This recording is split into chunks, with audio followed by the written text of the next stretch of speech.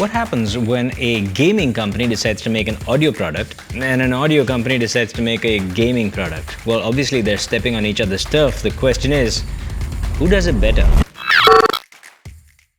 This is the Razer Blackshark V2X. It's a $50, $55 gaming headset from Razer, and well, one of the first things I always see is, well, what are you getting in terms of materials? $50. Not expecting much, and I'm not getting much. There's generally cheap plastics. That doesn't mean it's bad, it's just made to a certain price. And if we look a little more closely, we see that actually it's built reasonably well, except for this one thing.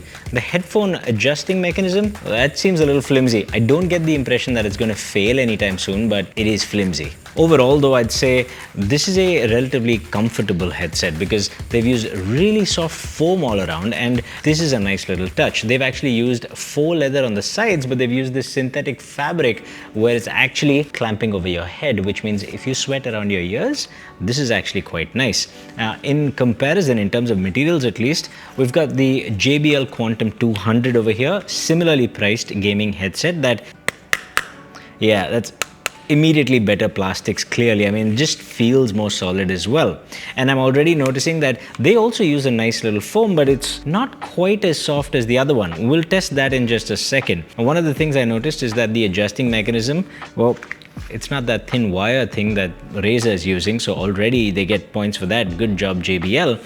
And I'm also noticing that the foam on top, well, that is really thin compared to the foam on the Razer, which is, oh, that's much more lush. I'm wondering if the Razer will edge the JBL out in comfort, because that foam does feel quite nice. Now, the next thing I look for is how adjustable the headphone is, because we've all got different head shapes and sizes and ear shapes and sizes. So, starting off with the Razer, you've got vertical adjustment, although again, it's a bit flimsy and it's friction locked, which means over time it might wear out. You've got in and out adjustment, but you cannot adjust it back and forth. Compare that with the JBL Quantum 200 and you can see that it's got vertical adjustment, but not only that, it's a nice ratcheting mechanism, plus it's got these little markings 1, 2, 3, 4 and so on. That means if you lose your place, if someone else borrows it, for example, and you get it back, you know you're a 3 or a 4 and you've got your position back immediately. That is quite a thoughtful thing from a company that clearly has been working with audio products for a while. Also of note is the fact that you can adjust this inwards and outwards, but also back and forth. And little fun fact,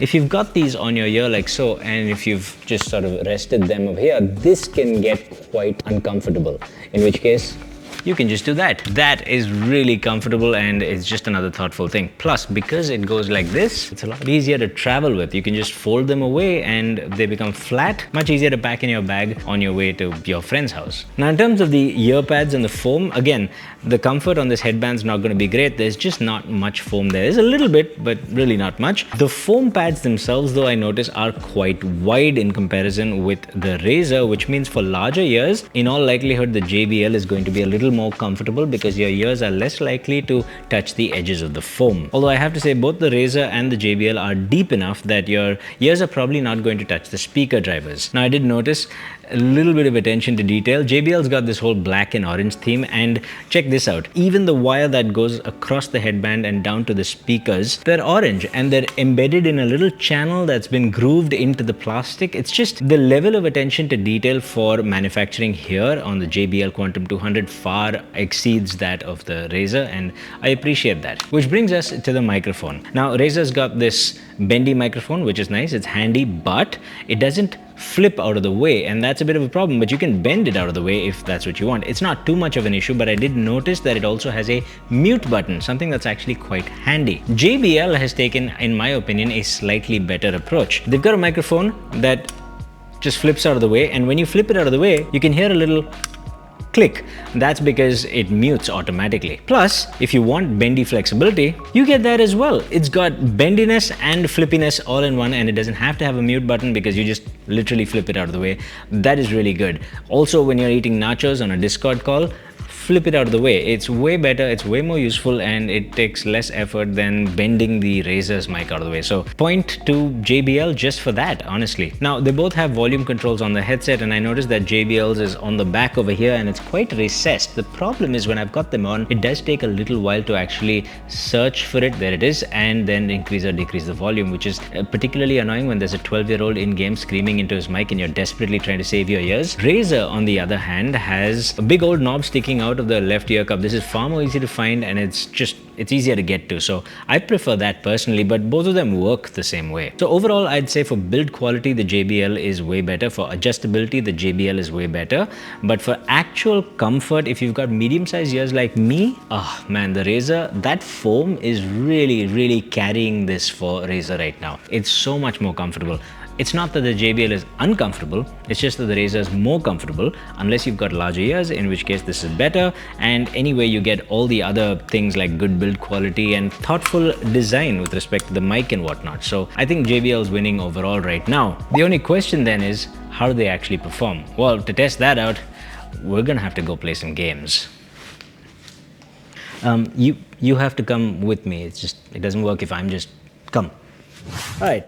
We've got Call of Duty Modern Warfare 2, we've got Apex Legends. We're going to test both these headphones out on both of these games. Now, in typical fashion, Call of Duty requires a restart. While it's doing that, why don't we check out the microphone quality? Now, what you're listening to right now is the Elgato Wavelink mic. This is pretty decent audio quality in my opinion. I'm going to switch it over to the JBL Quantum 200 now. What you're listening to right now is the JBL Quantum 200. Is it better? Is it worse? Is it about the same? Remember, this is a $50 headset with a microphone, so I mean, as long as it's passable and not too bad, we're okay. Now I'm going to switch it out to the Razer Blackshark V2X. Alright, so this is the Razer Blackshark V2X. And how's that in comparison with the JBL? Alright, since we've got this on, why don't we just continue using the Razer Blackshark? You know what, I'm going to switch the mic over to the Elgato for the video, of course, but let's use the Razer first and see how it does in game. Okay, I heard something. It wasn't that clear, but I did hear something. Okay, definitely did not hear that guy. Okay, I can hear footsteps around, but I can't make it out quite that easily. It's not bad. I can definitely hear them, but I have to kind of concentrate. Okay, definitely did not hear that guy come around. I'm going more by sight at this point.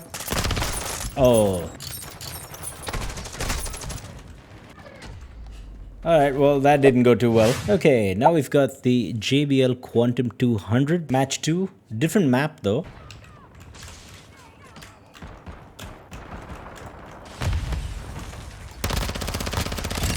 Oh my god, already gunshots are way louder and sharper. My own footsteps are way louder now. I can hear them a lot more clearly. Missed every shot. Missed every shot.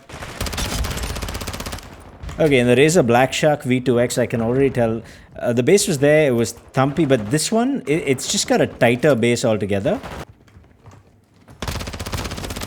Okay, definitely heard those footsteps way better. That's good. Oh, he's in here. Oh, he's not in here? Yes! See, I heard this guy.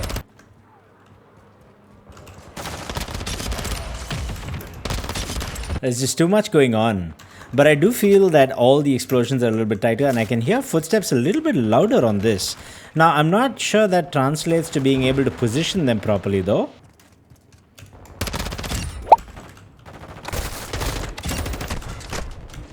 Okay, that I heard. Oh my god. Woo! I think it's safe to say the difference in game, at least in Call of Duty, for the JBL versus the Razer Blackshark V2X is that you can hear footsteps with the Razer, but you have to pay attention. You have to really be into the game, otherwise you can't. This one actually seems to amplify certain sounds quite a bit. So gunshots seem harder hitting, which is kind of fun, but also footsteps seem a little bit louder. Now, positioning wise, I can only guess there's just a small map with a lot going on, but maybe if we get into a game of Apex Legends, that'll sort that out. We'll see about positioning as well. All right, let's get into a game of Apex Legends. We've got the Razer Blackshark V2X on our head now. And I feel like this is a better game to judge spatial audio because just, you know, bigger map, a little more space.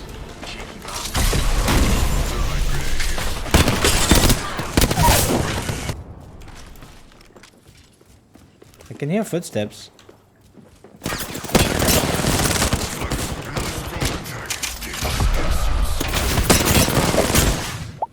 I can hear them. Yes! Oh, that's pretty good.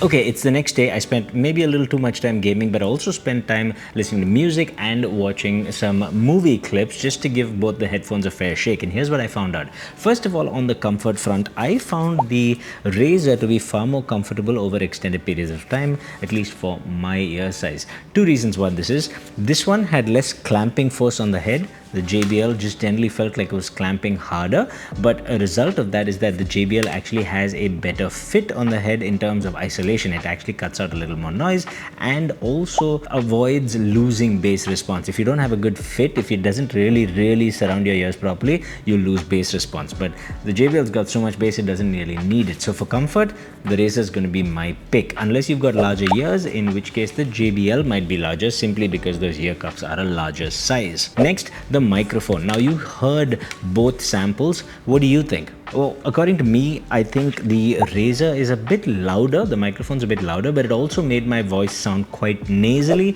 and I found the JBL Quantum 200 to be the better sounding microphone of the two. So in terms of naturalness, I would pick the JBL over the Razer any day. And finally, in terms of the actual sound, here's where things got a little interesting. See, I used the Razer for music and movies, and I found that it ended up being far more balanced. It's not perfect, but for a $50 gaming headset, it's just a lot nicer for listening to music as well as listening to movies. And with a little EQ, you could make this sound actually pretty decent. I covered this in an entire other video. You can go check it out. I'll leave a link in the description below. But in terms of gaming, this was a far superior experience in terms of immersion for gunshots and things like that, as well as footsteps. And I was confused. Why is the audio company being beaten by a gaming company in audio things? Well, that's when I turned to the box, because I did notice this right over here. They've actually on the side, and this is far better than having all that marketing speak that we have on the Razer box. They've actually given us their sound signature, and they've literally said how they have exceeded or deviated from their own JBL sound signature, and I've done this for a very specific reason. They have purposely increased the bass and the sub bass, and then they've got a little bass cut at about, I think it's around 200 hertz, and that means that whatever bass comes through will sound tighter and punchier, which is perfect for gunshots, for heavy explosions, that sort of thing. And then as you go up, they've actually boosted a certain portion of the mids a lot, which is associated with footsteps. So they've actually designed the Quantum 200 specifically to be good for gaming, and there's no way they didn't know that this would not sound as good in other applications. So if I were to choose between one of these today, based on a number of factors, it's going to be the JBL. It is built better.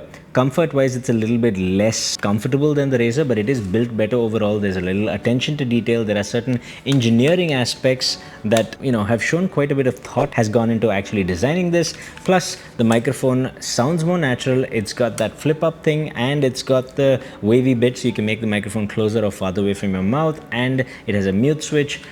And for gaming, at least, footsteps were far clearer, which means you'll be able to see the opponent or hear the opponent before they come get you, which is the most important thing. Plus, all that bass means a lot of immersion as well. The JBL Quantum 200 wins today, but that still leaves a big question. Can't we find a $50 gaming headset or thereabouts that is good for everything, that does music, movies, and gaming well? The quest continues. If you've got an option, then comment down below and I will try and get my hands on that and do the review. And if you like what you see, then maybe hit that subscribe. I'll see you in the next one. Stay happy, stay peaceful, stay colorful. Namaste.